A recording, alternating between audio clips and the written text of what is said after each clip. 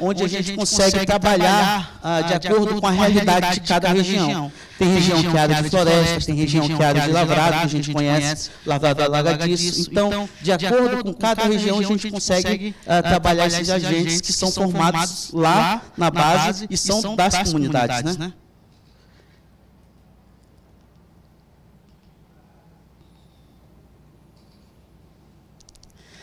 Essas são experiências que a gente tem em relação a como que a gente pode trabalhar os agentes que a gente forma. Não só atuando diretamente com o mapeamento e monitoramento das terras indígenas, mas também construção de bases, onde a gente envolve todos esses agentes, também em relação à construção de viveiros que a gente tem dentro das terras indígenas, os bancos de sementes e também as formações continuadas para brigadistas comunitários indígenas.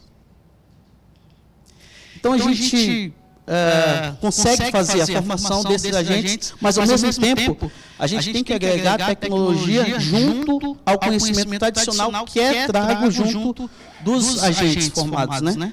A gente tem as tecnologias aqui que são junto das bases de monitoramento, tanto lá no local, quanto ao laboratório do SIG, no qual o Genisvan é responsável, que a gente consegue coletar todas essas informações e transformá-las do modo visual em mapas, para que a gente pode discutir depois essas informações.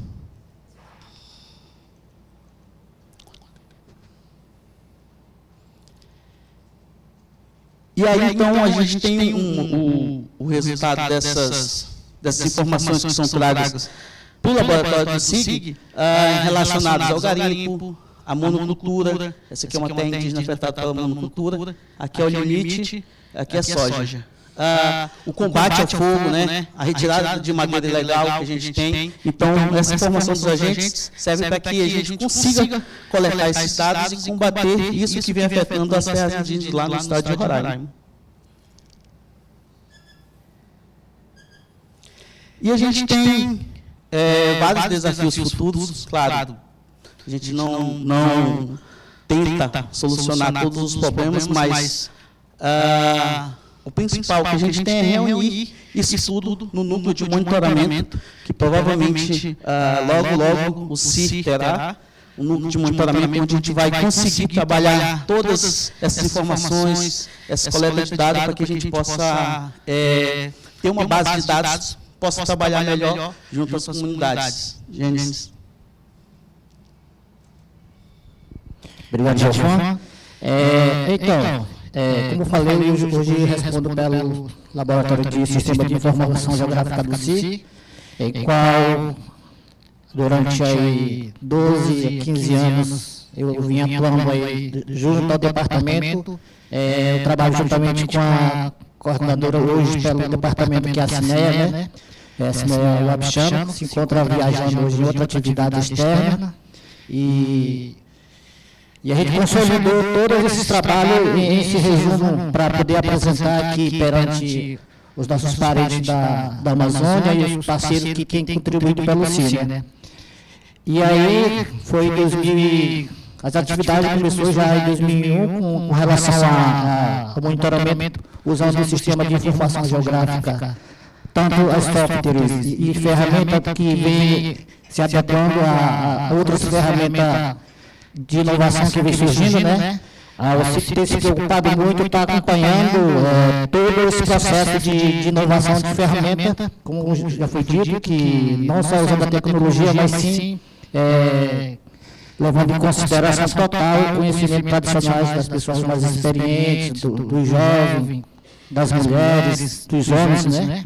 Então, a gente conseguiu, durante esse tempo, fazer todo esse documento, elaborar os planos, elaborar o regimento interno, elaborar o protocolo de consulta, juntamente com esses 4 atores, 5 atores que a gente chama, né, que são os atais, brigadistas, operadores de direito indígena, e aí gerou todo aquele resultado. Mas não é fácil, né?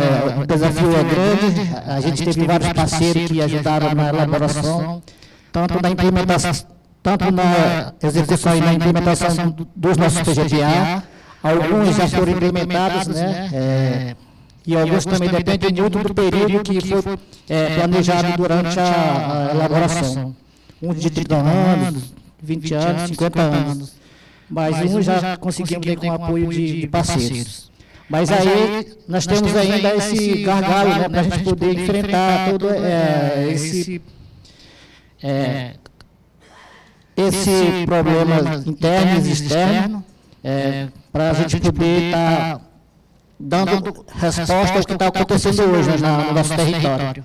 A gente fez um mapeamento de manhã, tanto faz, o que a gente tem já de iniciativas, né, base de monitoramento, os planos de gestão, e também vimos como tem muitas ameaças, né? E aí, para a gente poder, nós pensamos assim como um movimento indígena, então, organização indígena, pelo menos lá do Conselho Indígena de Roraima, pensou desses desafios aí que são poucos, mas são os grandes, né? Nós pensamos aqui nesse governança de dados, mais ligado com relação às nossas informações que são geradas nas comunidades, onde vai ficar, quem vai ler esse documento, quem vai trabalhar com ele. Então, a gente pensa em criar, sei lá, um protocolo, uma coisa assim, para poder garantir mesmo as informações das comunidades que não sejam prejudicadas no futuro, né? E também a gente pensou para criar um núcleo de monitoramento, reconhecimento, né, de categorias dos nossos atores, né, que seriam os agentes ambientais, os brigadistas que já são alguns, né, pelo Previfogo, mas aí tem os nossos seguranças, né, de vigilância. Então, aí a gente considera isso como ainda um desafio para o futuro, né, que poderia ser reconhecido pela categoria, pela política pública, né? Então, e considerando isso, um desafio para nós, né? E também tem a questão do recurso, né, de subcontínuo, né? Até porque hoje os nossos brigadistas comunitários, os atrás, eles fazem trabalho voluntário, né? Então, pensando em esse incentivo para dar mais segurança e dar mais força que eles possam realmente estar atuando nas áreas, a gente considera esse item importante, né? Sabendo que não é fácil, às vezes a gente consegue pequenos projetos, né? A gente sabe que o projeto tem meio, início, meio e o fim, né? Então, como é que a gente vai pensar em dar continuidade desse trabalho nas comunidades? Então, pensando nisso, a gente colocou esse item aí. E melhoria da infraestrutura também, né? A gente falando aqui pode ser fácil, como falei, mas o desafio é grande para a gente poder chegar até a formação dos agentes. Deixar um técnico em manusear o drone, GPS, trabalhar com esses softwares que tem aí, ArcGIS, QuantoGIS, que a gente citou, né? Então, se a gente melhorar essa infraestrutura a nível de formação e também dar garantia no subsídio de uso de tecnologia, eu acho que isso já dá um forte início para a gente dar esse monitoramento do nosso território. Bom, falaram que era 15 minutos, né, e a gente resumiu aí de um trabalho de 53 anos do Conselho Indígena de Roraima. Nós estaremos aqui para qualquer dúvida, a gente está discutindo aí com vocês com o plenário. Obrigado. Obrigada, senhor Fan, James Van. Dentro do tempo, né? 2 minutinhos, quer complementar um pouco? Não, acho que é só para a gente falar o que a gente tentou, né, fazer. A gente tem várias iniciativas, bases de monitoramento ambiental, base de monitoramento de vigilância territorial, construção, implementação de PGTAs relacionado a florestamento e reflorestamento. Então, são diversas atividades, mas a gente tentou reunir o máximo que a gente tem, né, do Conselho Indígena de Roraima, para apresentar. Mas no mais agradecer mesmo, ter essa contribuição junto às organizações. A gente representa aqui o nosso coordenador-geral Edinho Batista, o vice-coordenador Enoque Taurepang e a secretária-geral de Mulheres, Keliane Wapichana, né? E a gente vem falar em nome deles, é um pouco disso do que a gente tem. A nossa organização, todos os profissionais, a maioria, 95%, são indígenas já do ensino superior, e a gente tem carregado todo essa questão, esse trabalho, essas atividades junto à nossa base, que são as comunidades e as terras indígenas. Mais agradecer, muito obrigado.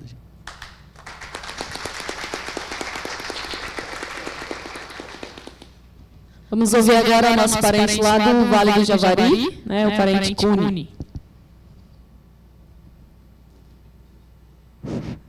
Então, boa tarde, parentes. Meu nome é Cune Buchan Matisse, eu sou povo Itine Matisse, que eu vou me representar um pouco o trabalho da minha região, da Tente, no Vale do Javari. Então, esse projeto que iniciou, já está com 3 anos que eu estou trabalhando com EDS, desse trabalho aí, uma parte da União, da Univaja, que mais mesmo assim já iniciou, já está com 2 anos que criou esse EVU, que a gente chama que equipe da vigilância da Univaja, que é a parte da Univaja que a gente trabalha com esses povos indígenas aí. Que nessa região estamos com 6 povos indígenas, além disso Matis, que é Canamari, essas etnias que a gente está trabalhando. Então, esse trabalho que a gente está fazendo, normalmente que a gente faz direto, nem parar já no outro mês, já está faz desse trabalho.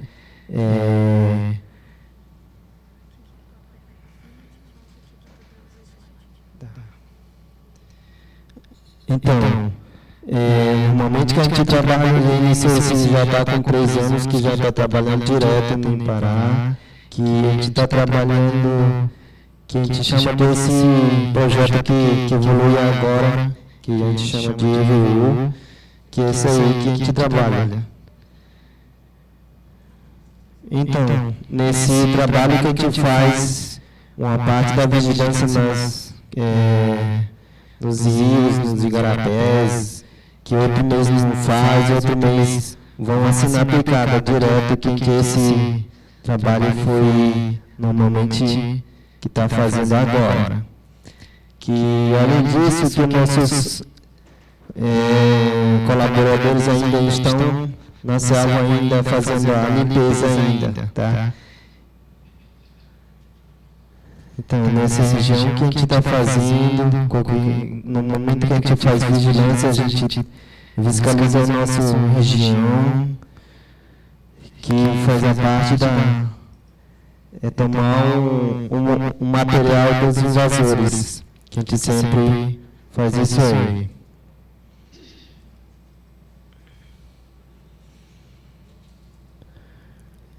E além disso, a gente fiscaliza os lagos e igarapés por onde os invasores entram. Que essa parte que a gente está trabalhando isso. Era só isso que eu queria te mostrar a apresentação, tá? Isso foi a minha apresentação, só isso. Obrigado. Obrigada, Cune, muito obrigada. Agora vamos ouvir o nosso parente, o Ash. Muito boa tarde a todos, meus parentes, né? Meu nome é Ash Olapitiwaurá, eu sou do território indígena do Xingu. Atualmente eu sou diretor executivo da ATIX, Associação Terra Indígena Xingu, que representa 16 povos indígenas. Também eu faço parte do conselho político da Rede Xingu Mais. Por isso eu vou apresentar aqui o nome do Xingu Mais, né? E eu sou advogado também, faço parte da rede de advogados indígenas da Amazônia, certo? Eu vou apresentar um pouco sobre estratégias para o combate, o desmatamento, proteção de terras indígenas, né? Falar um pouco sobre as experiências que nós estamos fazendo, né? São vários desafios, na verdade, para a gente combater, né? Nós estamos aí, o Xingu, né? O corredor Xingu.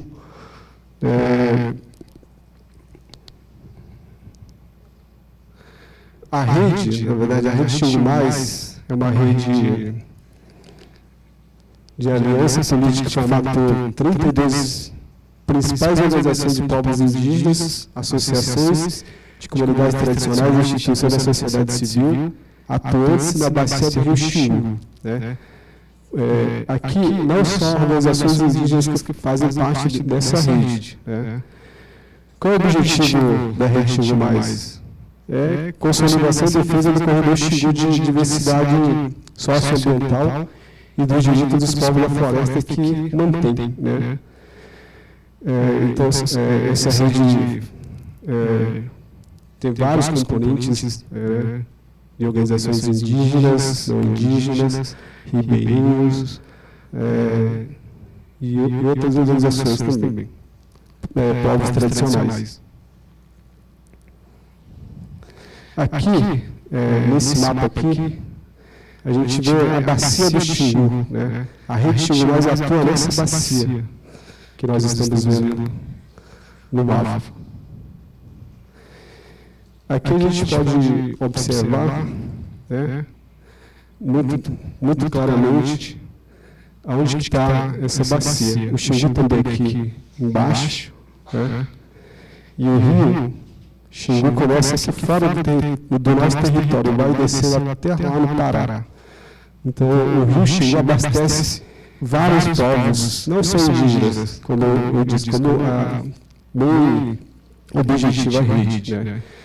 Então, a Rede Xingu Mais atua toda nessa bacia aqui, na proteção. Né? A gente sabe que hoje existem vários empreendimentos em torno dessa bacia, em torno dos nossos territórios. Existem vários empreendimentos de infraestrutura do governo, federal, estadual e municipais também. Nós temos como empreendimento BR-242, FICO,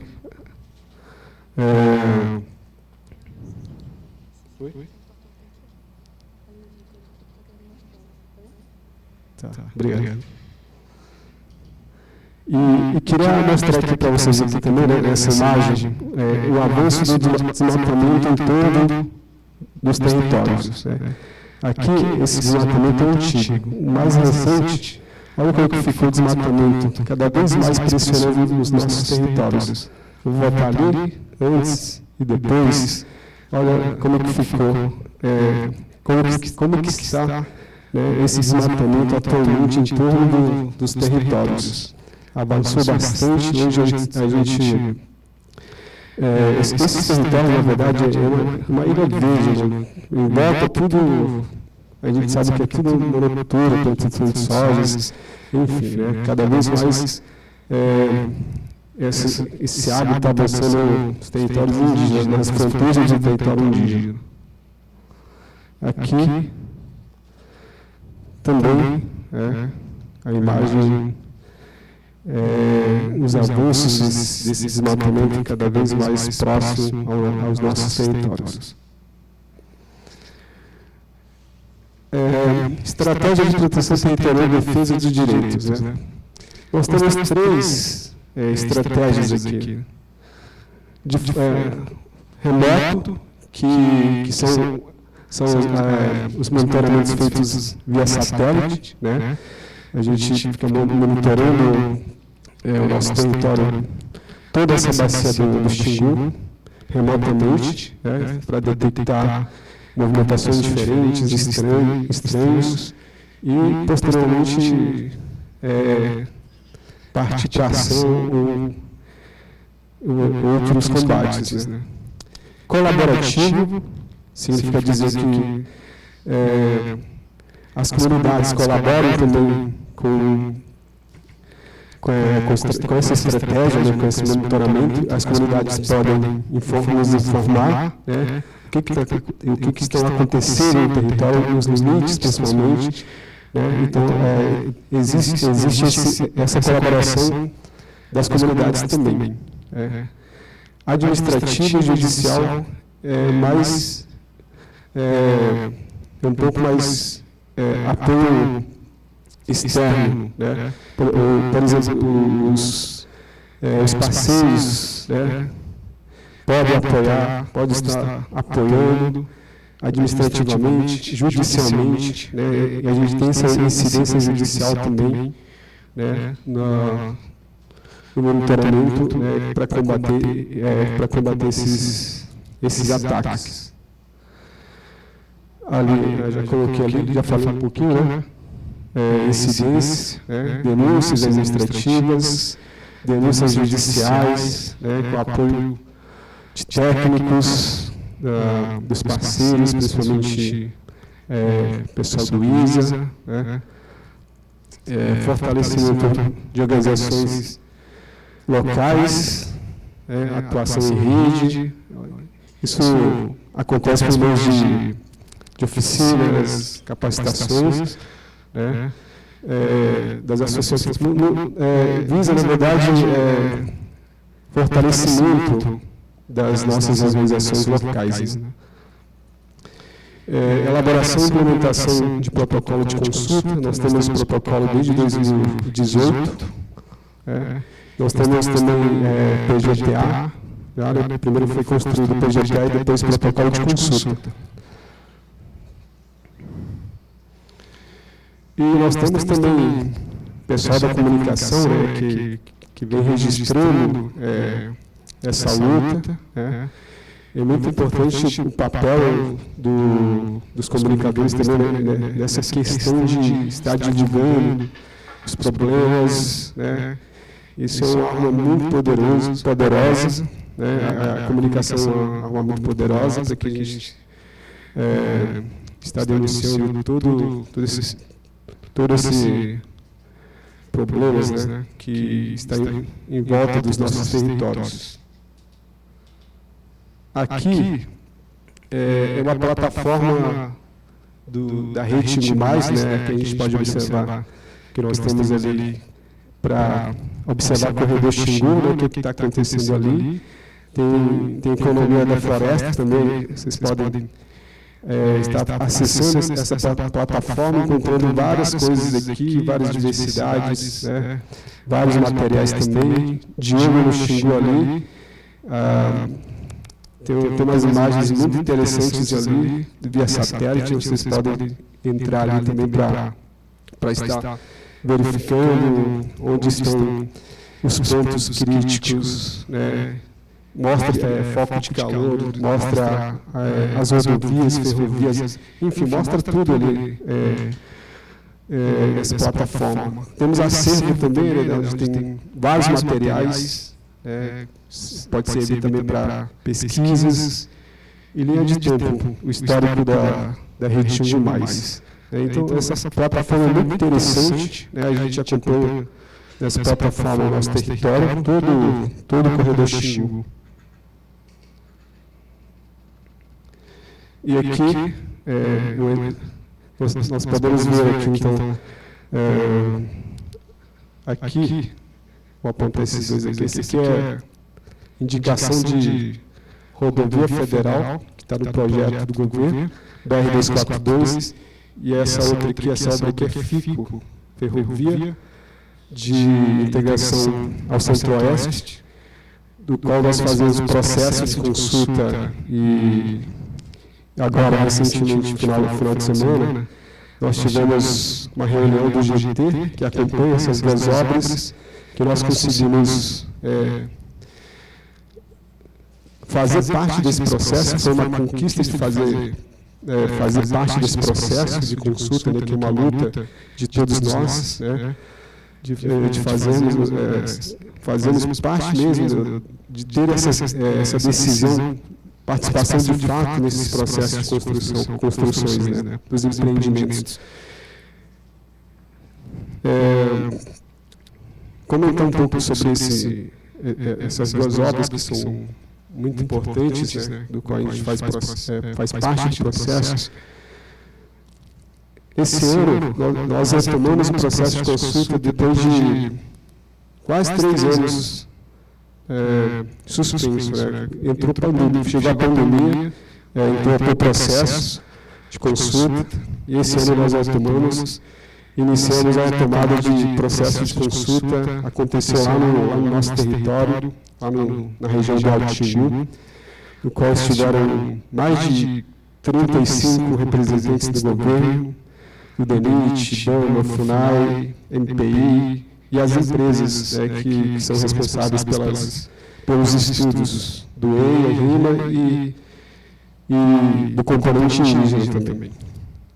E ontem terminou a reunião do GT, a empresa foi... Nós convidamos, na verdade, a empresa ProSur, que é responsável pelos estudos do componente indígena, para apresentar o plano de trabalho deles. Né? É uma conquista para nós, né? E nunca aconteceu isso, né? Fazer parte do processo de construção desses BRs, né, federais. Né? A gente tem encontrado dificuldade nas rodovias estaduais, mas na federal, federal a gente está fazendo parte. A gente tem outras rodovias que existem em torno dos nossos territórios também, né? Só que a gente tem encontrado essa dificuldade de dialogar com os governos estaduais e municipais também, né? Por enquanto, a gente faz parte desse processo da rodovia federal. E nós acreditamos que nós estamos caminhando conforme o nosso protocolo de consulta, né? Faltam várias etapas ainda para concluir esse processo. A gente está no começo, não tem nem licenciamento prévio ainda dessa BR-242, a gente está na fase de estudos ainda, a gente está firme nessa luta aí de fazer parte do processo. Bom,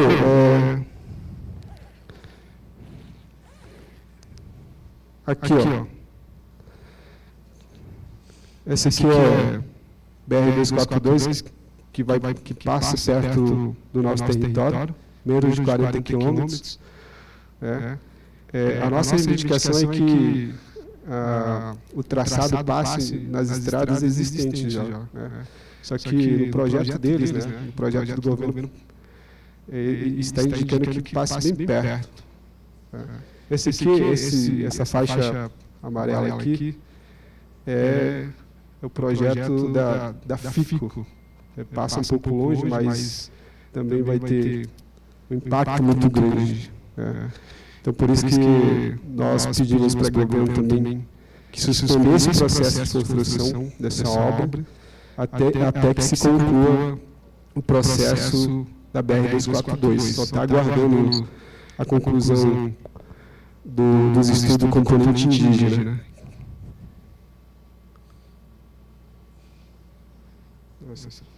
Bom, é isso que eu vim trazer para vocês, essa experiência que nós temos, né?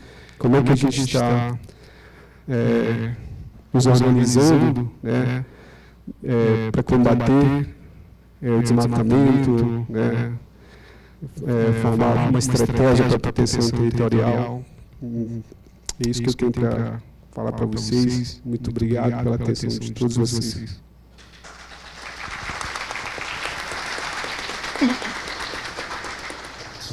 Obrigada, parente. Apresentação.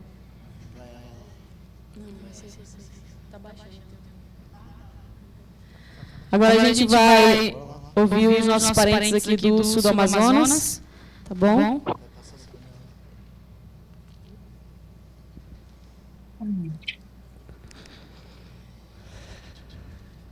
Então, pessoal, boa tarde a todos e todas, né?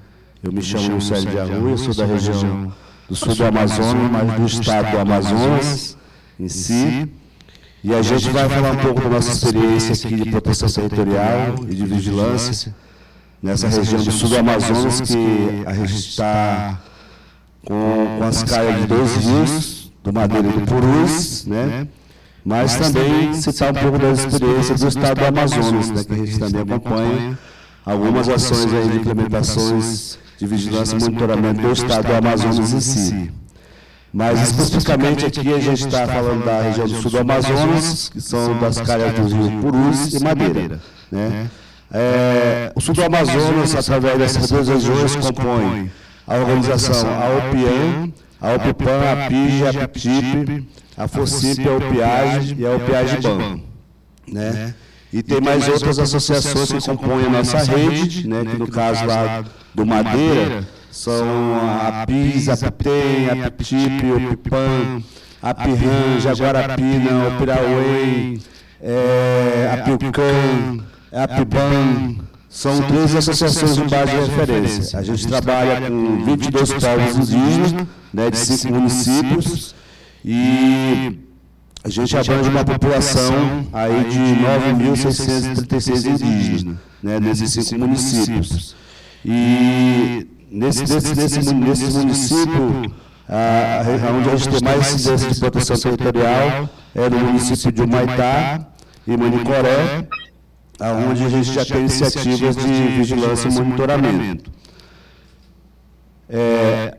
Nesse mapa aí a gente mostra ali as duas regiões, tanto Madeira como Purus, né? Esse mapa aí, naquela parte de lá, obrigado.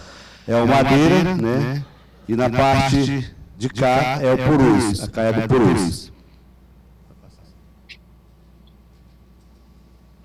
E aí a gente tem aí alguns mecanismos, né? Os nossos atores que a gente trabalha, né? Que são os agentes ambientais, os agentes territoriais, os técnicos e agentes de SIG, né?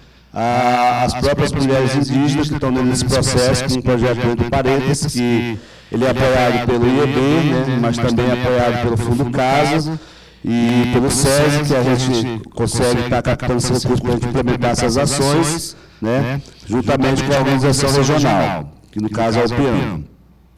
Os nossos comunicadores indígenas, que eles transformam, coletam dados, as informações desse sistema junto conosco, com os agentes ambientais, e acaba formulando aí várias informações para a gente encaminhar aos órgãos competentes. A gente também tem um núcleo indígena de mudanças climáticas, que a gente discute a situação do desmatamento, né? A gente discute sobre essa questão das mudanças climáticas, do clima que afeta a nossa região. Então a gente também trabalha junto com esse núcleo indígena de mudanças climáticas, que nós mesmos somos protagonistas dele. A gente tem os agentes manejadores de quelônios, né, que atuam nessa ação também de monitoramento da fauna e da flora, para que a gente tenha consolidados ali informações de como que está a expansão e depredação dessas espécies ali na região.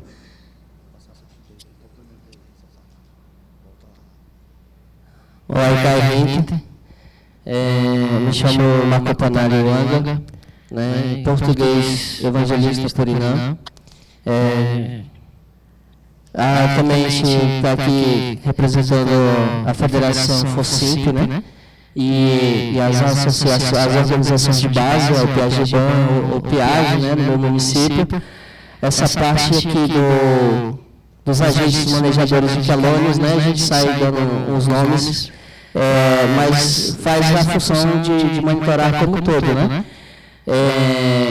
Os agentes manejadores de quelônios também fazem a vigilância, inclusive nos limites dos territórios, e também tem essa parte de cuidar também da parte dos quelônios, né? As ferramentas que a gente usa para fazer esse monitoramento junto com os agentes e os manejadores, a gente usa o GPS, né, a gente usa o EDK para poder fazer censo também das aldeias, a gente usa a Avenza, o Gaia GPS também, né, que aí no celular, como a maior parte dos agentes são jovens, então manuseia o celular, então a gente baixa esses aplicativos e daí a gente segue para fazer os monitoramentos, as coletas de dados, né? O EDK funciona bem no celular, a gente consegue fazer o censo das aldeias para poder também a gente ter esses dados para poder consolidar junto ao monitoramento, né? Fazer os mapeamentos de castanha, enfim. para poder ajudar também as nossas organizações a ir qualificando mais ainda esses dados que são coletados. A gente tem também os técnicos de SIG dentro das associações que ajudam a sistematizar esses dados e para poder ir para o diálogo, né, com o governo. E também fazer discussões internamente, né? A gente pensa nos dados não só para fora, mas para a gente poder discutir internamente, né? A gente tem algumas terras indígenas que já têm etnomapeamento, né? Tem algumas outras que já têm PGPA, os diagnósticos, né? E os protocolos de consulta também, que isso para a nossa região ainda é um pouco novo, embora esse seja um assunto já bastante discutido, mas na nossa região ela ainda é um assunto novo, né? Essa questão de fazer o etnomapeamento, de fazer os planos de gestão, né? Fazer o monitoramento também, a gente ainda está engatinhando ainda com relação a esse monitoramento que a gente está discutindo aqui. Só complementando lá o slide anterior, né, sobre os nossos PGPAs, nem o meu irmão que falou, o Pingari, é um instrumento novo, né? Lá na nossa região do Madeira, a gente está aplicando ainda a formulação de alguns PGPAs, nem todos os territórios indígenas ainda não têm PGPA, alguns têm. Uns estão em execução, outros estão em elaboração, outros estão em implementação, enfim. Né? E é uma ferramenta muito boa para essa aplicação do monitoramento ambiental e territorial, porque dentro desses PGPA a gente consegue abarcar os temas do que a gente vai trabalhar dentro da proteção territorial. E aí, através desse instrumento que a gente tem, que é o PGPA, a gente também combina realizando outro instrumento que é o planejamento dos monitoramentos das vigilâncias territoriais dentro dos territórios. As nossas principais conquistas da proteção territorial foi informação qualificada. A gente hoje consegue, né, através das agências ambientais, das agências florestais, do agente SIG, fazer com que essas informações elas se tornem qualificadas para que a gente possa estar ali apontando, encaminhando para os órgãos competentes para que façam a fiscalização. A autonomia na gestão das informações, né, que a gente com essas informações, né, nós mesmos autônomos, nós somos autônomos da nossa vigilância, do nosso monitoramento, a gente consegue qualificar essas informações e ter elas como banco de dados dentro das nossas associações, das nossas organizações. A gente fortaleceu a incidência política, né, inclusive com esse instrumento do monitoramento e da vigilância, a gente conseguiu coletar dados, né, e mostrar para um empreendedor que está ali fazendo um empreendimento da BR-319 que um dos territórios indígenas ia ser impactado, estava fora, né, da discussão, então conseguimos que esse território fosse incluso na discussão, para a questão dos impactos ambientais, né, daquela região. Então, assim, esse instrumento e essas vigilâncias de monitoramento, eles acabam, né, fazendo valer nossa incidência de maior força política para que a gente não seja impactado de uma forma assim, ilegal. A qualificação da demanda do monitoramento, a gente consegue hoje qualificar esses monitoramentos e essas vigilâncias através das nossas equipes, dos agentes ambientais e dos agentes territoriais, e também os nossos agentes de SIG, eles vão junto conosco fazer esse levantamento, trabalhar essa qualificação dentro do monitoramento.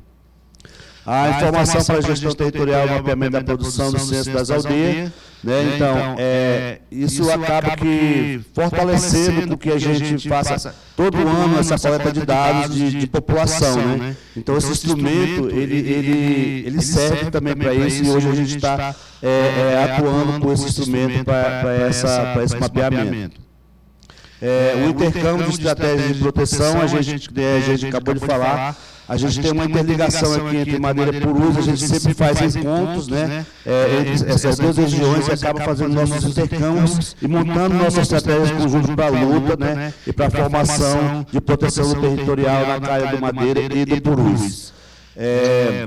E aí também a gente, com essas vigilâncias e nosso monitoramento, a gente acaba ocupando o nosso espaço, nossos limites territoriais, que ali era vivenciado há muito tempo que nós não íamos, né? Então, assim, a gente acaba ocupando mesmo, de fato, montando, né, construindo as bases de vigilância, pontos estratégicos ali que vão estar ajudando nós a monitorar e proteger o território. Eu acho que é importante também com relação a essa questão do censo, porque a CESAI, ela tem os seus dados, mas elas não batem, né?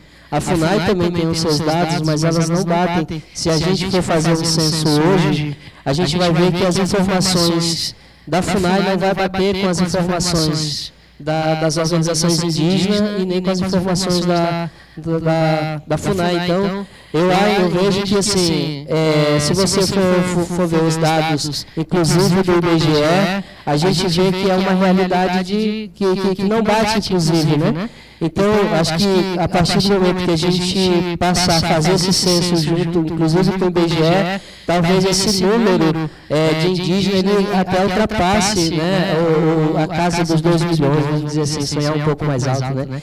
Porque a realidade nossa do que a gente faz do censo, a gente faz o censo não só de quem está dentro da aldeia, mas de quem está na cidade, qual que é essa relação deles com as aldeias, né? E aonde que eles estão localizados dentro da cidade, né? Então,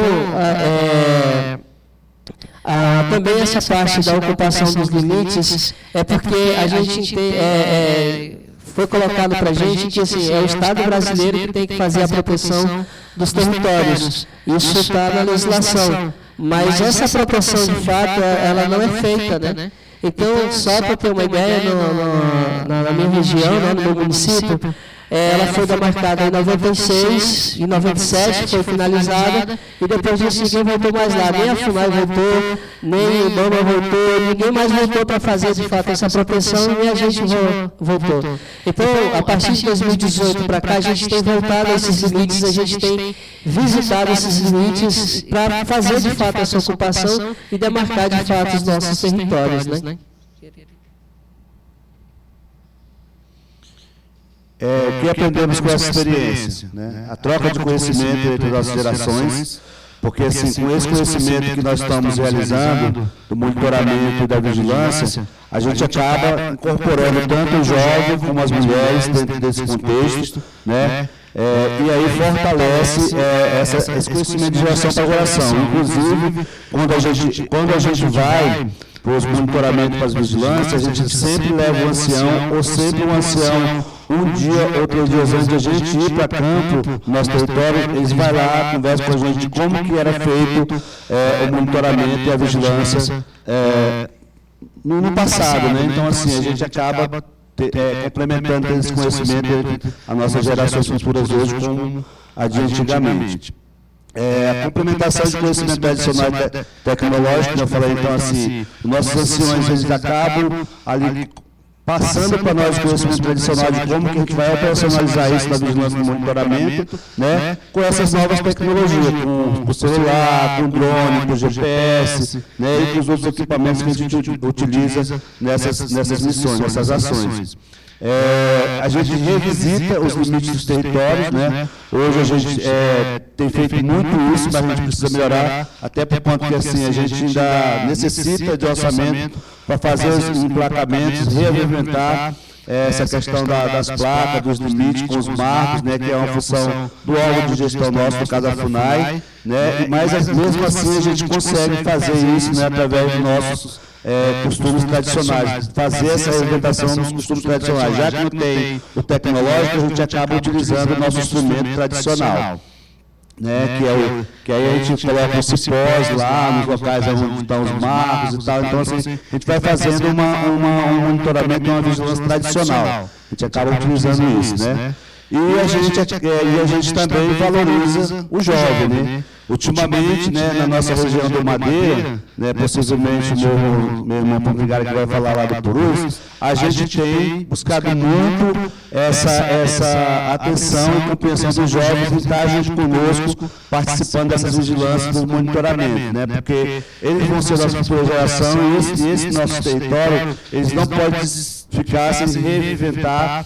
Que a gente temporalizou isso dentro do PGPA, a cada 3 anos a gente tem que reinventar os locais ali, porque senão acaba ficando que nem ficou há uns tempos atrás. A gente nem sabia onde estavam os marcos, as placas, enfim. Então os jovens estão ali nessa luta junto conosco, né?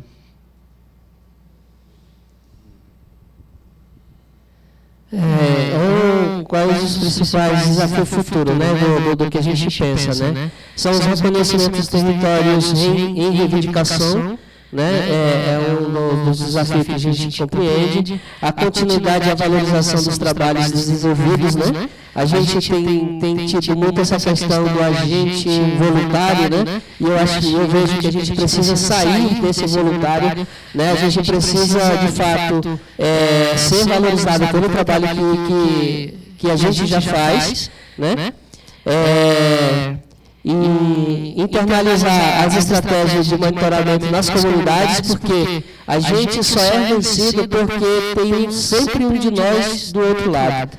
Né? As pessoas só conseguem chegar dentro do nosso território porque tem um de nós, um popingário lá do outro lado deles também para poder chegar no nosso território. Então a gente precisa fazer essas discussões não só para fora, mas também internamente é necessário que a gente discuta isso. E também o fortalecimento e diálogo com os órgãos de controle, né? E a consolidação de redes de proteção territorial do sul do Amazonas. A gente vê também essa parte de diálogo com os órgãos, mas é necessário que esses órgãos também estejam fortalecidos, né? IBAMA, Polícia Federal, ICMBio, né? Esses órgãos que fazem o controle de fato, é necessário que eles estejam, porque a gente vai, nessas ações de vigilância, a gente recebe ameaças, né? A gente é criticado, inclusive pelas pessoas da própria sede do município onde a gente reside, né? E aí, quando a gente chega na delegacia mais próxima para fazer o boletim de ocorrência, o delegado olha para a gente e diz assim, não, mas isso é a Polícia Federal que resolve. Sabe? As pessoas também, há um descrédito muito grande por parte deles por não conhecer a legislação indigenista também. Né? Então, é importante que esses órgãos estejam fortalecidos, né? Enfim, é isso. Aí a gente tem alguns mapas, né, ali das nossas regiões, né, inclusive mostrando ali o avanço, né, da invasão nos territórios indígenas. Por exemplo, ali atrás está a terra indígena, tem ali Marmelo, Guababeira, a maior parte dela está invadida, né, e também tem processo de grilagem naquele território ali, enfim, né? Então, mas esse mecanismo que a gente utiliza, das vigilâncias de monitoramento das agências ambientais, ele serve para monitorar isso, ele também acaba trazendo as informações necessárias e fundamentais para que a gente acione os órgãos para que faça alguma coisa em relação a essas invasões e depredações dos territórios indígenas naquela região.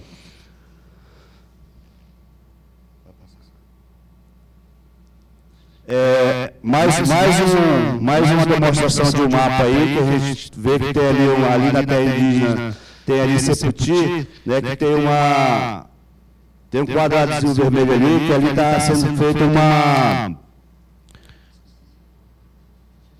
um loteamento, né? Então, através dos agentes ambientais, né, fazendo a vigilância e o monitoramento, a gente conseguiu identificar esse loteamento dentro da terra indígena que tem ali do Seputi, né, que é lá na nossa região do Madeira. Então, esses instrumentos, né, hoje, eles dão subsídio para a gente ter informação muito forte para a gente poder apresentar e pedir solução dos órgãos de gestão de competência. A outra situação que a gente conseguiu mostrar também ali com essas vigilâncias de monitoramento foi essa situação dos planos de manejo, das próprias unidades de conservação aos territórios indígenas, e com esse mapeamento que a gente conseguiu fazer através da vigilância do monitoramento, a gente mostrou para os órgãos de gestão que ali não poderia ser feito nenhum tipo de empreendimento de manejo florestal, tanto da parte da concessão da unidade, como dos planos de manejos privados, porque a terra indígena e a legislação diz lá que não pode ser feito nenhum empreendimento que impacte o território sem ter uma consulta. Então, assim, a gente mostrou nos mapas, né, através das quantidades, que ali ia ser impactado aquele território. Ali é o território de Aui, onde eu resido, né, que tem uma sobreposição com a Floresta Nacional de Humaitá. Esse daqui é um exemplo desse monitoramento que a gente faz. Essa é a terra indígena Pedreira Itacaquiri. Esse trajeto em azul aqui foi uma expedição que foi feita de 12 dias. E depois que a gente passou, a gente saiu no dia 3 de setembro de 2022. E aí no dia 15 e 16 do mesmo mês tocaram fogo depois que a gente passou, né? Se vocês observam aqui, ó, são as coisas queimando, né? Depois que a gente fez essa expedição. Uma outra questão que eu quero apresentar para vocês, essa é a terra indígena, terra indígena Água Preta Inari. E essas informações que os agentes estão trazendo, a gente já vai, inclusive a organização indígena UPA, já vai começar a contestar alguns memoriais descritivos, né? Porque essa parte aqui, ela fica dentro do memorial descritivo, mas a linha fica por fora, ó. Então, desse ponto azul para cá, tem quase 1 quilômetro, né? E o igarapé que descreve dentro do memorial descritivo é esse, né? Então, uma outra terra também que está com seus limites também é a terra indígena Guajarraã. Passou. Acho que eu apertei demais aqui. Mas aí a terra indígena Guajarraã, ela também está com seus limites.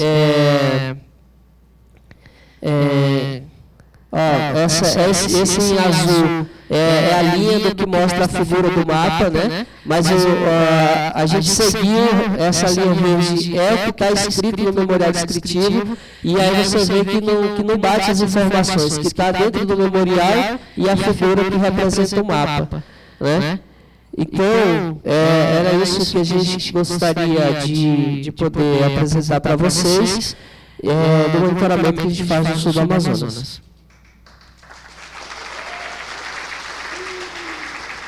Mas a gente ainda tem uma complementação aqui, Vanessa, né? Eu queria citar aqui também, pessoal, que não mostramos aí, que a gente não conseguiu fechar a tempo, mas a gente também lá, com essas discussões das vigilâncias de monitoramento, a gente consegue mapear as terras dos índios isolados de recente contato que tem naquela região, né? A gente acaba ajudando eles, né, a ter uma proteção maior, né? Inclusive de grandes empreendimentos que vão afetar o território deles, na caia do rio que eles moram lá naquela região, né?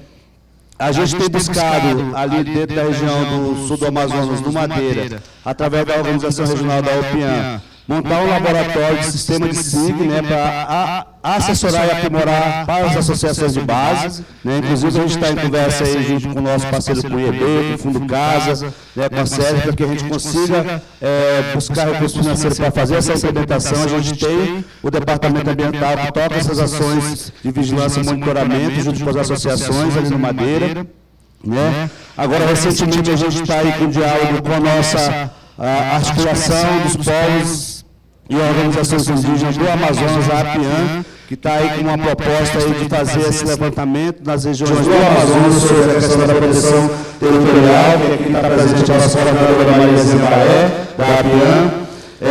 Então, fortalecendo cada vez mais essa rede. Lá nós trabalhamos com essa rede de vigilância e monitoramento através das associações indígenas, da organização regional, nossos parceiros que atuam naquela região, inclusive a FUNAI, a gente chamou a FUNAI para ajudar a gente para trabalhar esse processo de monitoramento e vigilância.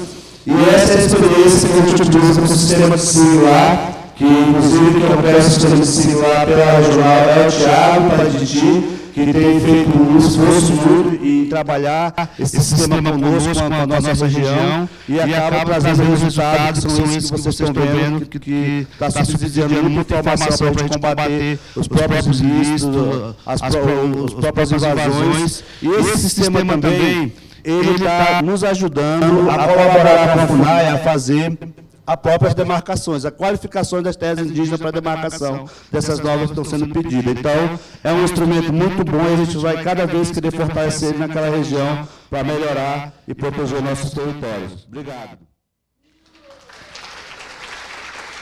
Obrigado, Nilcélio. Agora a gente vai, vou convidar a Paulinha aqui para vir na frente, para dar um suporte aqui para a Cissa, né? Fechar nossa mesa aí com a voz da guerreira. Guerreira Caru, lá do Maranhão, as mulheres que têm essa experiência de monitoramento territorial. Então, chamar a Paulinha para dar o suporte aqui para a Cissa. Boa tarde, parente. Está todo mundo, acho que triste, está todo mundo com sono, né? Depois do almoço.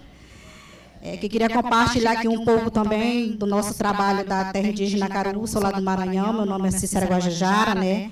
A gente não tem 50 anos não, que não é um parente, mas a gente está aí com 10 anos já nessa luta de proteção, de fazer a proteção dentro do nosso território. Nós, mulheres indígenas lá do Maranhão, junto com os guardiões da terra indígena Caru, a gente também trabalha com a brigada, trabalha com jovens dentro do nosso território. E o que eu quero dizer, esse seminário para nós aqui é uma coisa muito importante, né, parente? Então, o que eu quero dizer para quem não tem...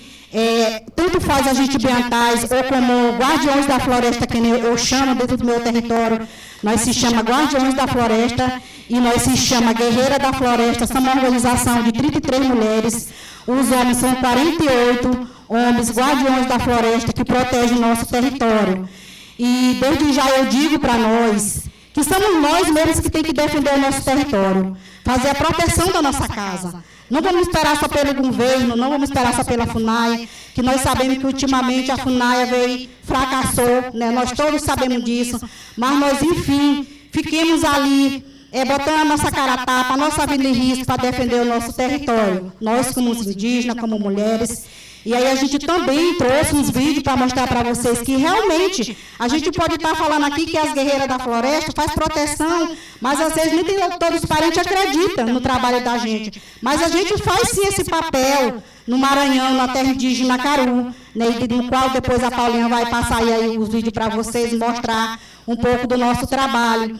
E aí o que eu quero dizer é que isso é uma reflexão para todos nós, povos indígenas, as mulheres também indígenas. Vamos lutar junto com nossos guerreiros, vamos fazer proteção do nosso território, que isso precisa. Eu sempre falo que o nosso território é uma coisa que vem muito do nosso antepassado, eu chamo de... O branco deixa, como é que se diz, me fugiu aqui da mente agora. Que o branco... Ele sempre deixa coisas boas para os filhos, né? Fazenda, não sei o quê, mas que tem mais lá, né? Herança, isso, herança. E a nossa herança, gente, nós, povos Guajajara, somos o nosso território, que nós temos que proteger para o futuro, né? Para os nossos netos, os nossos filhos. Aí estão os nossos velhos cansados, que são os nossos oceãs. E a gente aprendeu um pouco isso com ele. Né? Eu me admiro muito dos meus velhos que eu tenho na minha comunidade, respeito muito. Então, a nossa luta é essa, de proteger o nosso território, como guerreira, né? Como mãe, como avó, junto com nossos guardiões da terra indígena Caru.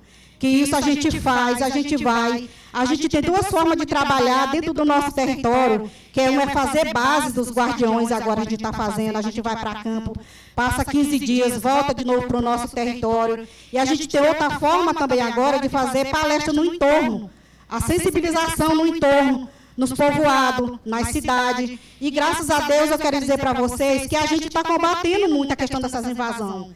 Tem muita gente branca que é a nosso favor, mas também tem uns que são contra, né, as nossas ideias, que a gente vai para os povoados, fazer as palestras no entorno. A gente, na verdade, usa as escolas, um espaço muito bom, que aquilo tem muita criança que leva também isso para suas casas, né, e contribui muito com nós, e está nos ajudando muito nessa questão da gente fazer palestra no entorno. Inclusive, agora, esse outro mês que já vem, a gente está com a agenda cheia para fazer essas palestras no entorno, né? As guerreiras da floresta junto com os guardiões. A gente sempre anda acompanhado com eles. quando a gente vai fazer a vigilância dentro do nosso território, as palestras também, a gente sempre sai junto, a gente nunca vai só, né? Porque é uma luta em conjunto, é uma luta nossa.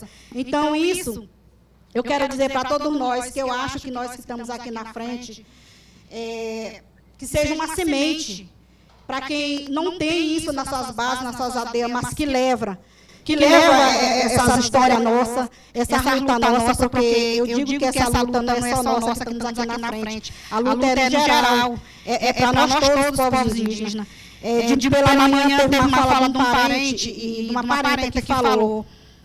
É muito revoltante quando a gente está na luta e que, na verdade, a gente sabe que existe parente envolvido em coisas erradas. Né? Isso é muito complicado, porque quando acontece isso na nossa terra, eu acho que não é diferente, mas isso é uma complicação muito grande para nós, que aí a gente está botando a vida da gente em risco, né? Que parente faz coisas erradas dentro do território e ali fica ali, querendo explorar seu território, uma coisa que não pode, gente. A gente fala tanto na PL, o território é o que é a nossa mãe, é nosso espírito. Então, para que o parente fazer isso? Querer vender seu território, né? Arrendar a mineração, arrendar a exploração de ouro. Então, eu digo para vocês, como uma indígena e como uma mãe, eu fico revoltada com isso.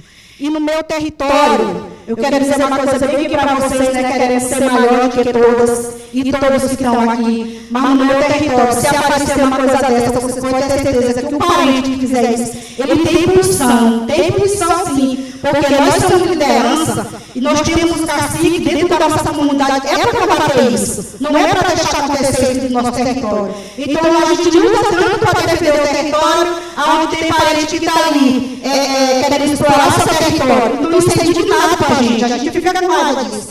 Então, desde já eu digo para nós todas, né, vamos lutar junto pelo nosso território. Quando a gente fala da Mãe Terra, realmente é para defender a Mãe Terra. Porque não depende daquilo, não depende do nosso território, não depende da caça, não depende do garapé, não depende do rio, não depende de tudo do nosso território. Né? Então, eu fico muito revoltada com os parentes que falam, e eu acredito que sim, que existe sim, tipo de parente que faz essas coisas erradas dentro do seu território. Não poderia nem estar junto com nós, né? Que na verdade, eu digo para vocês que se eu conhecesse, eu até pulava na água agora dessa pessoa, porque isso é muito revoltante. Não falo para vocês, e com toda sinceridade, na minha comunidade, o nosso grupo de mulheres, quando a gente formou, gente, não foi fácil. Nós debatemos com parente levantava para nos agredir, para bater nós, e não levantava também. Até contava que eles colocaram um apelido nosso, garganta de fogo. Né? Eles colocaram um apelido em nós.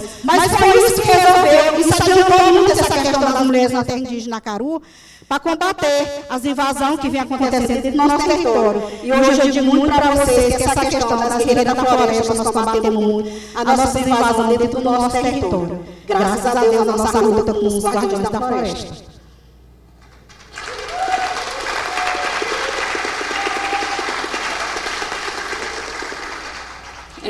Boa tarde, meu nome é Paula Guajara, sou lá do Maranhão, norte do Maranhão, da terra indígena Caru, aldeia Massaranduba. Hoje faço parte do grupo de mulheres guerreiras da floresta, que já atua há 10 anos, nesse monitoramento territorial e vigilância. A nossa organização guerreira ela foi criada em 2014 e hoje ela é formada por 40 mulheres indígenas que atuam diretamente na proteção da sua terra e atuam justamente com os guardiões que a Cícera falou. Então, a gente está ali diretamente junto com eles, fazendo apreensão de madeira, apreensão de pesca ilegal, de todas as formas de estar junto com eles, né? Com eles. A nossa organização trabalha justamente para isso, proteger o nosso território, a gente trabalha com desmatamento, quando algumas coisas ilícitas que tem lá, e a gente trabalha tudo isso para que a gente tenha o nosso modo de vida preservado.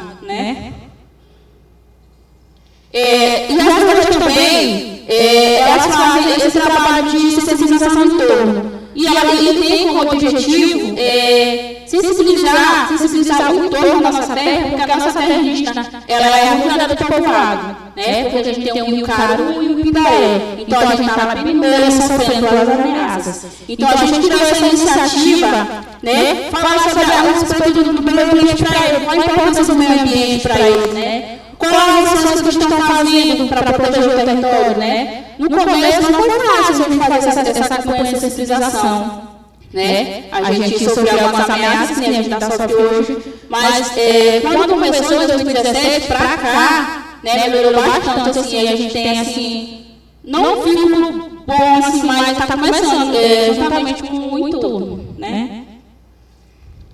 Tem algumas fotos aí da campanha. Estou mostrando assim, algumas ações que a gente faz, né, no território e no entorno, né? Aí o nosso trabalho começou a melhorar ainda mais com a chegada de alguns equipamentos hoje, né? Como drone, máquina fotográfica, né? GPS. Então, assim, a gente já passou por algumas capacitações, a gente espera participar de mais capacitações para que a gente tenha melhores monitoramentos da nossa terra. E aí, algumas guerreiras aí, com drone. E aí, ano passado, a gente teve, né, a iniciativa de criar um projeto voltado para as famílias do entorno, né, que esse trabalho teve como objetivo. Né, quando a gente andava fazendo a campanha de sensibilização, a gente viu que o entorno tinha uma precariedade muito grande. Né? A gente vê as escolas precárias. Eu falo também na questão da fome também. E algumas pessoas falavam para a gente assim, que elas entraram no nosso território, né, as famílias carentes, que elas entraram no nosso território, não porque elas quiseram, mas sim porque elas tinham a necessidade de entrar lá dentro. Então, a gente viu isso, né, e aí a gente, com alguns parceiros, a gente criou, né, um projetinho para contemplar algumas famílias, que teve como nome, traçando nossos caminhos para o viver. Né? E ele teve como principal objetivo ajudar as famílias do entorno, beneficiando essas famílias com esse pequeno recurso, para que elas investissem em atividades para poder melhorar a geração de renda delas. Né? E quando a gente fez esse projeto, para cá, melhorou muito a invasão. Não teve muita invasão da nossa terra, né? Porque o nosso nível fica bem pertinho. E aí melhorou bastante, né? A gente fez acompanhamento do projeto, né? E hoje a gente agradece muito, né? A gente por ter feito esse projeto. E a gente pretende dar continuidade. Esse nosso projeto, ele está concorrendo ao Prêmio Internacional da nossa primeira iniciativa, né, com o entorno. Então, assim, a gente fica muito feliz. Né? E assim, aqui são alguns resultados do entorno. Eles ficaram muito felizes, eles agradeceram muito. Né? Nós, enquanto povos indígenas, pensar no entorno, não como inimigo, mas sim como aliado para a nossa proteção. Né? E a gente sabemos o quanto é importante para nós preservar o nosso território. A nossa cultura depende exclusivamente da natureza. A importância de preservar a natureza está nas nossas veias. Né? E a gente vai continuar todos os dias, né, com esse monitoramento. E a gente tem esse enfrentamento. Nós, enquanto mulher indígena, enquanto mãe, a gente frequenta a universidade, a gente é professora, mas a gente está ali diretamente na luta. Né, juntamente com nossos guardiões, com a nossa brigada, nosso grupo de jovens. Então, assim, são 10 anos de muita luta. Né, e a gente pretende buscar mais experiências, né, para que isso não acabe, que continue, que a gente possa estar passando para os nossos filhos, né, e que a gente tenha sempre os nossos anciões com a gente, para estar nos ensinando as formas tradicionais de monitoramento, né, juntamente com o que a gente está aprendendo agora. Então, assim, essas são algumas das nossas experiências que a gente está fazendo. Obrigada.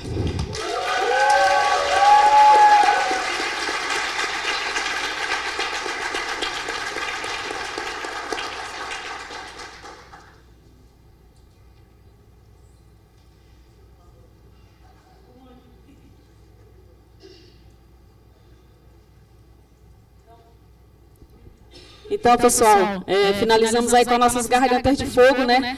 Trazendo a voz das mulheres indígenas do Maranhão, os nossos guerreiros também que estão nesse trabalho.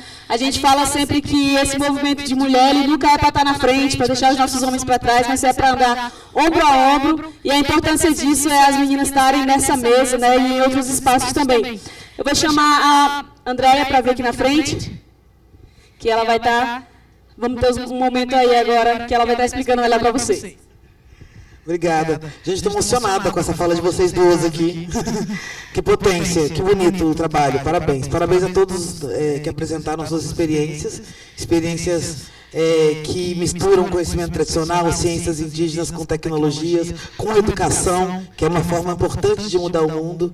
E agora a nossa ideia, gente, depois de escutar essas experiências tão incríveis e tão inovadoras, né?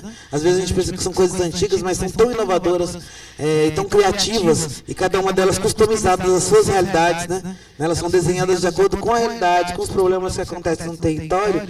A ideia é que a gente faça agora 2 blocos de perguntas ou falas da plateia. A gente vai estar conduzindo aqui, então a gente está aberto a inscrições. Depois a gente faz três blocos, 3 perguntas, um bloco de 3 perguntas, e aí a mesa responde, depois a gente devolve a plateia. Bom, a Vanessinha vai me ajudar aqui com as inscrições. Alguém? Okay. Edisvan Gavião.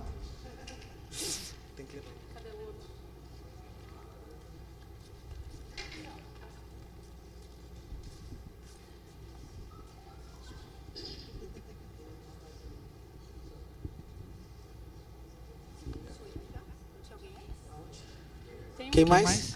Ele foi.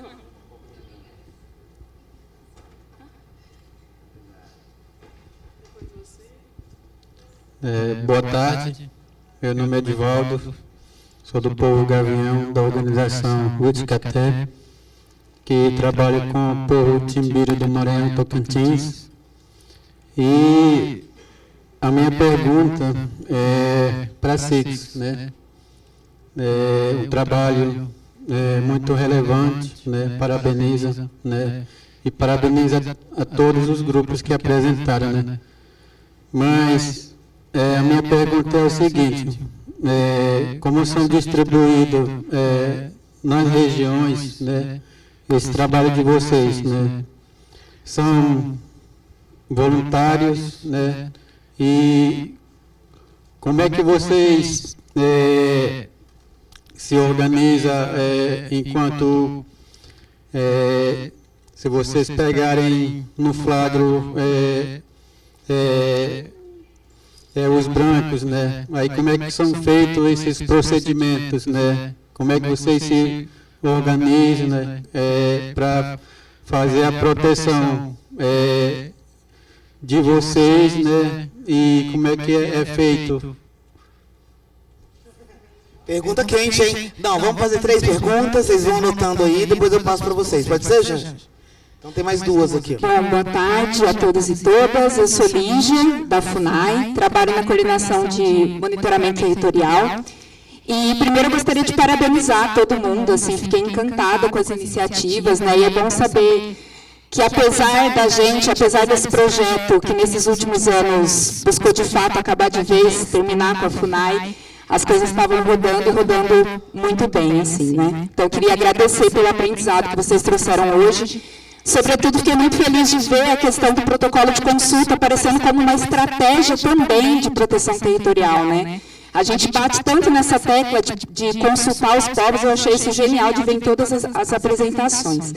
E aí eu fiquei curiosa de saber com vocês como são feitos essa gestão, essa vazão dos dados também, né? Muito se falou aqui sobre os dados, sobre, eu acho que foi o Ministério, né, de encaminhar esses dados para os órgãos de controle, né, no caso a FUNAI, IBAMA, ICMBio, Polícia Federal, né? Como que é feito essa gestão desses dados e como é feito esse encaminhamento, né? Se tem, qual que é o fluxo, assim? Seria um pouco isso a pergunta.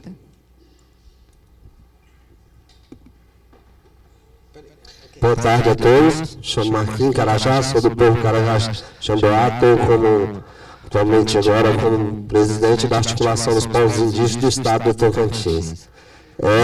Eu queria fazer uma pergunta aqui direcionada a meus parceiros ali de Roraima, sobre a questão de como fazer os PGTAs, entendeu? Que vocês fizeram diretamente, porque no Tocantins eu acompanhei, na época do GAT ainda, tentaram fazer os PGTAs, mas eu vi muito problema nesses PGTAs, porque começava a fazer a discussão, aí o técnico, contratava um técnico consultor, aí ele fazia no outro ano, já via outro técnico, começava de novo, aí ia embora, via outro técnico, e o Tocantins hoje continua sem PGTA ainda, né? Então, assim, eu queria ver como vocês fizeram em Roraima, com a experiência de vocês, para estar explicando para a gente aqui qual os caminhos. Assim, como nós já somos parceiros, se vocês podem passar aí uns 30 dias mais eu lá, né? Assim, tudo por conta do CIR. O CIR abriu agora uma empresa de consultoria para fazer PGTAs, né, companheiro? Brincadeira. Mariazinha. A gente vai fazendo de 4, porque a gente passa para vocês, vocês respondem, e a gente vai para o intervalo e faz uma outra rodada depois do intervalo, pode ser? Porque tem muita gente querendo falar. Bem, boa tarde a todas e a todos, né? Quero primeiro parabenizar parentes e parentas, né? Nós somos demais mesmo, né? A Lígia falou ali, enquanto o governo ficou em berços esplêndidos, né? A gente despertou mais ainda. E isso foi ótimo para a gente, pela capacidade que nós temos, né? De poder fazer isso e trazer essas experiências hoje, compartilhar entre nós as experiências que nós temos. Assim, né, a gente está nessa, de fato, com essa iniciativa agora no estado do Amazonas, né? E a gente precisa, de fato, de muito apoio para a gente conseguir implementar isso para outras regiões, né, Nilcélio e mais um parente aqui. Mas conversando aqui com os parentes do CIR, né? Penso que a experiência deles em elaborar os PGTAs, né, por iniciativas próprias, dos próprios indígenas, e a partir desse olhar indígena, ele é muito interessante. E aí é só mesmo pedir para que vocês possam compartilhar conosco também essas experiências, né, indo um pouquinho no caminho do próprio parente Marquinhos, né, porque é diferente quando nós temos instituições governamentais realizando esses PGTAs, né? E a partir da experiência de vocês, que é a iniciativa de vocês, eu acho que ela é bem interessante para compartilhar isso conosco. No mais, parabéns a todas as mulheres, a iniciativa de trabalhar com as pessoas que estão no entorno dos territórios, né? Os não indígenas também, acho que foi uma sacada legal. Se bem que com uns dá para trabalhar e com outros não, né? Mas, enfim, acho que cada situação é possível de se analisar e ver como a gente pode trabalhar da melhor forma possível. Parabéns, parentes. Obrigada pelas perguntas. Eu vou começar com o pessoal do CIR aqui, até porque tiveram um pouco mais de perguntas, e a gente vai passar no microfone, pode ser? Eu estava perguntando se a Amanda tinha ligado, que nada de você. Bom, a primeira pergunta foi do companheiro, né? Marquinhos, né, Tocantins. Mas eu vou deixar para os colegas responderem também ali. Mas eu vou responder o que foi diretamente para o CIR, né, da nossa experiência. Então, a gente começou os primeiros PGTA em 2011, 2012, né? Inicialmente a gente teve parceiros, né, como para ajudar na consultoria, né? E aí, com o tempo, eu lembro bem quem foi o parceiro, foi o pessoal da PNC, tá ali, ó. Então, mas assim, a gente é muito grato por essa parceria aqui bem no início, né? Mas assim, começou assim, né? Primeiro contou com conhecimento que já veio feito, com a metodologia que foi criada, que os parceiros fizeram, né? Mas com o tempo para cá, a gente não teve mais perna, os parceiros não tiveram mais como acompanhar e dar continuidade da elaboração dos planos. Construímos os sete planos de gestão, os primeiros, né? Os primeiros 3 foram com parceiros, segundo, a gente já foi se capacitando entre nós indígenas lá na organização, onde nós se tornamos também instrutores e quase consultores, dizendo eu. Mas assim, a gente conseguiu nos capacitar juntamente com a equipe que estava trabalhando durante a elaboração. E conseguimos também chamar outros parceiros do governo, né, que a FUNAI também acompanhou no início, depois também deu uma paradinha também na formação também na elaboração dos planos. Mas aí teve um parceiro importante que foi a Universidade Federal, né, que a gente convidou também para ajudar na elaboração. Com o tempo para cá, aí já ficou com nós mesmos. Aí fui eu, a Cineia e os colegas já advogados do departamento jurídico, departamento de projeto, departamento de mulheres, departamento administrativo. Então formou uma equipe onde a gente fazia as demandas, como é que chama? Fazia todos os processos de critérios para ver quais eram as prioridades, e aí chamava o administrativo para fazer o orçamento. Falei em orçamento, eu lembro do Claude ali, do dinheiro. Mas enfim, então começou assim, a gente começou com os parceiros, depois foi nós, hoje continua nós. A metodologia não é pronta assim, né, com relação porque ela vai mudando. Então, a gente continuou com a metodologia, depois a gente foi da forma que a comunidade bem entendia, né, fazer, e da forma que queria fazer seu plano de gestão. O nome, a gente só fala assim porque é o nome geral, né, mas cada PGTA ele tem um nome, tanto faz indígena, na língua portuguesa mesmo, né, mas a gente valoriza sempre a cultura. Então, acho que isso foi um passo que a gente deu e hoje a gente conseguiu, foi por isso que a gente conseguiu fechar os planos de gestão do estado de Roraima. Se a gente não tivesse se capacitado durante esse período das primeiras elaborações, eu acho que nós estaríamos igual o Tocantins, né? Chegava um e não terminava, e voltava outro, não terminava, então, mas graças a Deus a gente conseguiu seguir e terminar os planos de gestão. Ele vai responder outro aqui. Bom, só complementando em relação ao PGTA, a gente, quanto ao período, Marquinhos, a gente tem um período para fazer isso, né? Assim, fica em torno de um ano, a gente faz, é separado por oficinas temáticas, né? Cada oficina temática tem um tema a ser discutido. Primeiro, gestão do território, depois educação, proteção territorial, vigilância. Então, são 5 eixos temáticos que a gente faz ao longo do ano junto da terra indígena e das comunidades que vão ter o seu PGTA escrito. Outra coisa é isso mesmo, a formação, um grupo multidisciplinar, nem tem multidisciplinar que a gente tem dentro do Departamento Territorial e Ambiental do CI.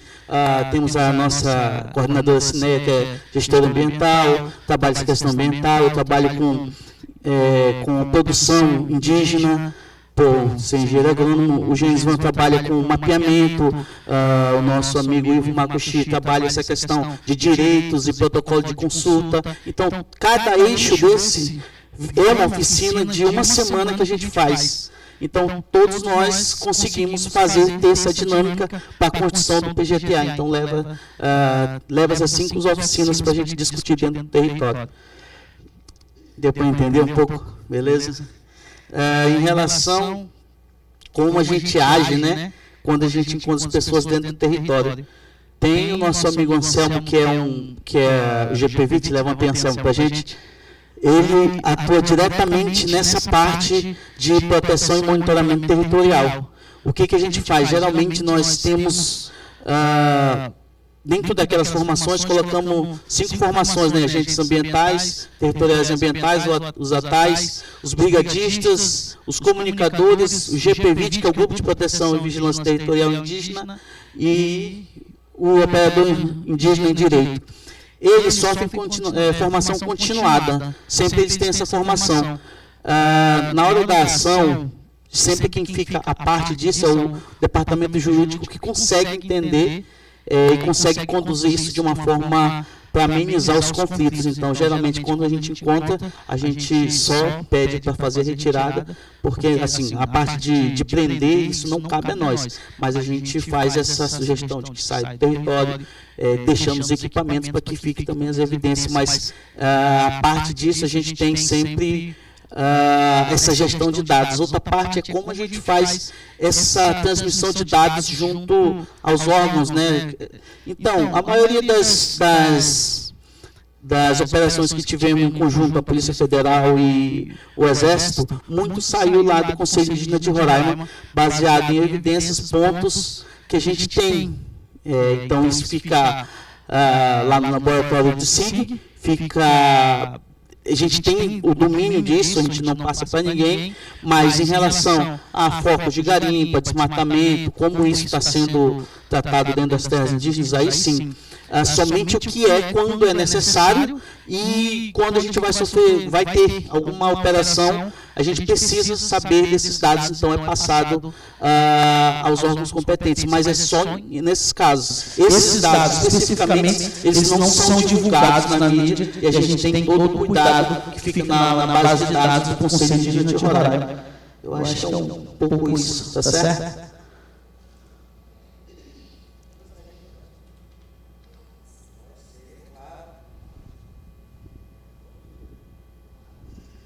Então, eu queria responder aqui um pouco da pergunta do parente aqui, né? Quando a gente se depara lá no nosso território, é diferente do parente.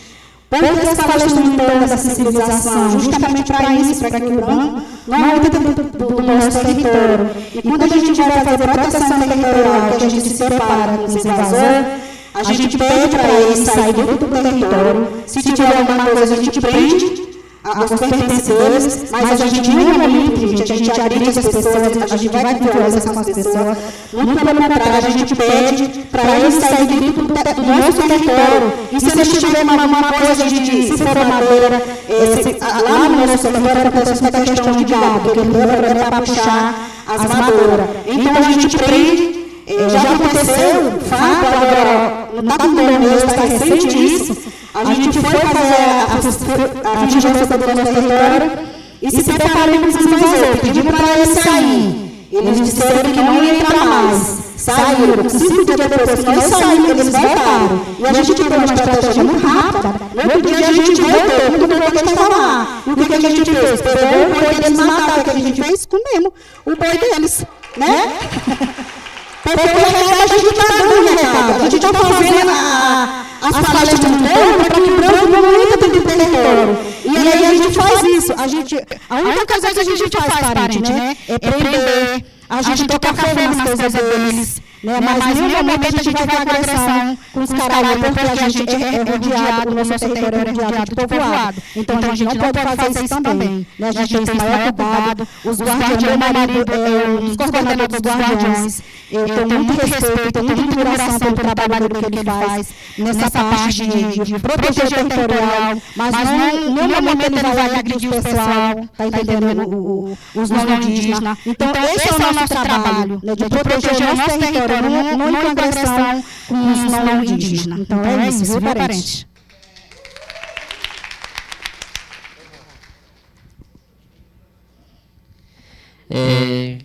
Bom, eu ainda não tive, né, nas minhas expedições de 2018 para cá, encontrar alguém dentro do território, né? Mas a gente sempre orienta a pegar, se puder, né, dentro das possibilidades. Se houver possibilidade de ter diálogo, conversar na calma, se perceber que não tem diálogo, só registra, passa, deixa ele lá, porque assim isso não é um papel nosso, né? Com relação aos dados que a gente fala que a gente passa para os órgãos, já são os dados trabalhados, já, não são os dados que são coletados. A gente produz o mapa, né?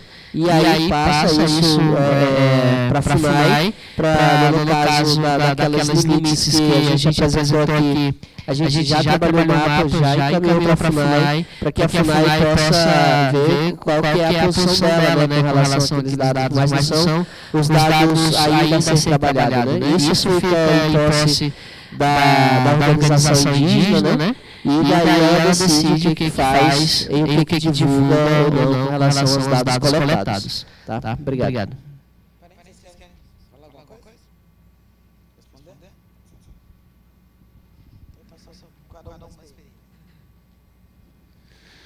Queria falar um pouco sobre, a gente perguntou sobre PGTA, né? Nós temos 16 povos, né? É um desafio para reunir todo mundo, Xingu. leva um tempo para fazer essa construção do PGTA, nosso plano de gestão.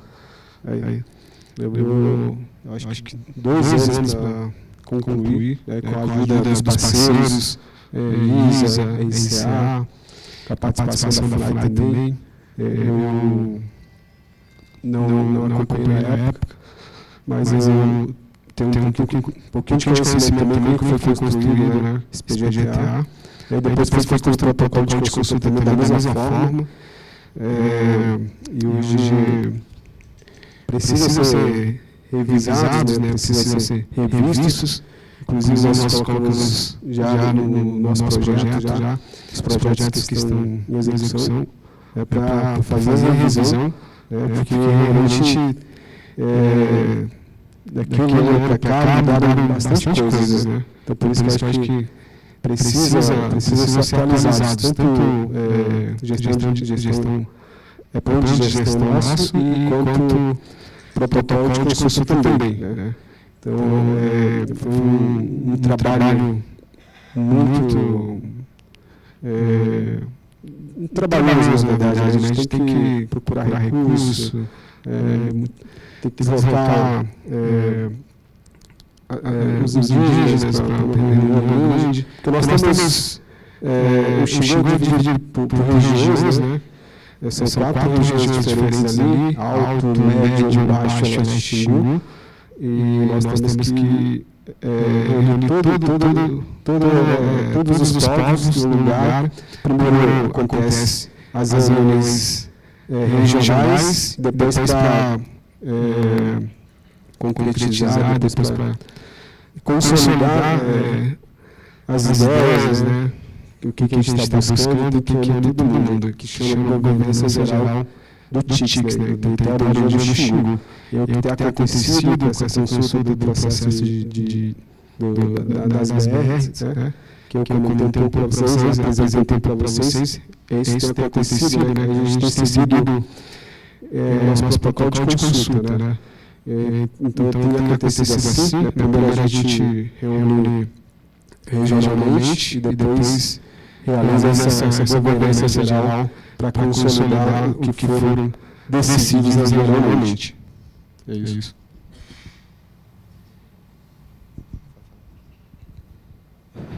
Oi. Então, respondendo a pergunta da nossa colega aqui, como reage encontrar um invasor da nossa área, né? Como a gente reage que a gente encontra uma pessoa, a gente usa um ferramenta dos brancos, né, tipo GPS, um celular, que a gente encontra uma pessoa, que o invasor da nossa área, aí a gente faz comunica direto no FUNAI, na IBAMA e Polícia Federal direto, que é o mesmo dia para eles localizarem rápido. Tá? Isso que a gente faz na nossa região.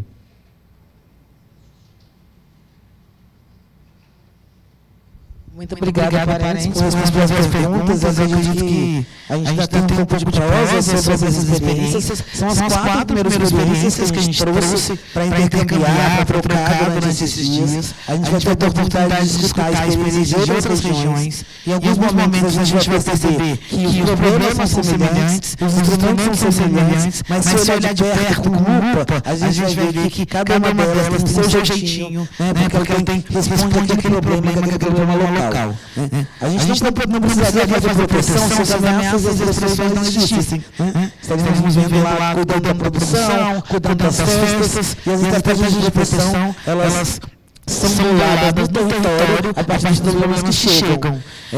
São experiências muito refinadas, mas muito delas antigas. Os olhos aqui têm 10 anos já de grupo de mulheres, um círculo com 50 anos de experiência e de implementação de ações de proteção. Vários grupos, agentes ambientais indígenas, guardiões da floresta, guerreiros da floresta, atais, os nomes são muitos, mas são muitas cabeças pensando como proteger, como cuidar da herança, como a Clarissa falou aqui, da herança que os pais de vocês deixaram. Então, não vou desfazer a mesa, vou desfazer a mesa, a gente ir para o nosso merenda, não gosto desse no café break, que não fazer a merenda. A gente volta rapidinho, em 15 minutos, E a gente vai fazer uma outra rodada para vocês continuarem perguntando, debatendo e conversando um pouco com os nossos parentes. Mas antes, eu quero deixar um recadinho rapidinho, gente. Ali fora, a gente montou uma banca de livros para venda da editora de livros do EB, que chama Mil Folhas. Tem vários títulos, né? E temas socioambientais, alguns deles, inclusive, escritos por antropólogos e antropólogas indígenas. Então, quem puder dar uma passadinha, prestigiar, a gente agradece. Então, 15 minutinhos a gente vai voltar à plenária.